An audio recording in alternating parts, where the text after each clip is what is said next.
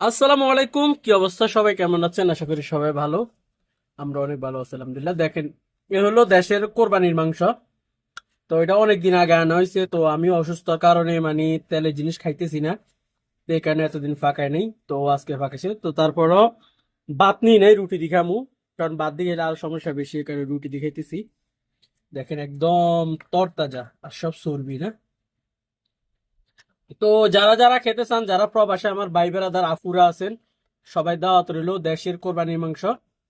তো টেস্ট করে দেখি আসলে মাংসটা কেমন হয়েছে। ঠিক আছে, সাথে থাকেন। দেখি মাংস। না, একদম নরম হয়েছে মাশাল্লাহ। দেখি, চেক করে দেখি রুটি দি। বিসমিল্লাহ।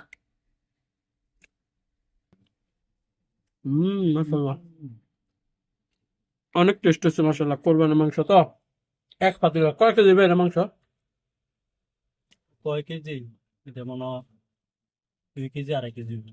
দেখেন তেল আছে, আমরা কিন্তু এখানে কোনো তেল দেইনি। এগুলো সব হয়েছে মানে গরুর চর্বির তেল। গরুটার মধ্যে প্রচুর চর্বি ছিল, এই কারণে।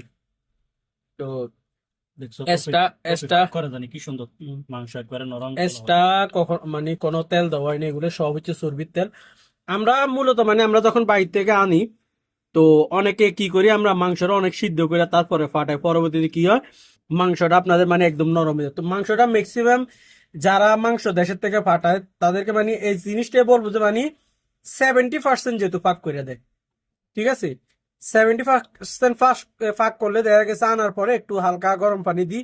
গরম করলে দেয়, আমরা একটু হালকা গরম পানি দেখেন, মানে বোঝা যায় না এটা যে মানে এই ফ্রিজ থেকে বাইর করে ইয়ে করছে, এত ইয়ে মাশাল্লাহ। তো যাই হোক, সবাই ভালো থাকবেন, আমাদের জন্য বেশি বেশি দোয়া করবেন। আর ভিডিওটা কেমন হয়েছে আর মাংসগুলো কেমন হয়েছে সবাই কমেন্ট করে জানাবেন। আল্লাহ হাফেজ।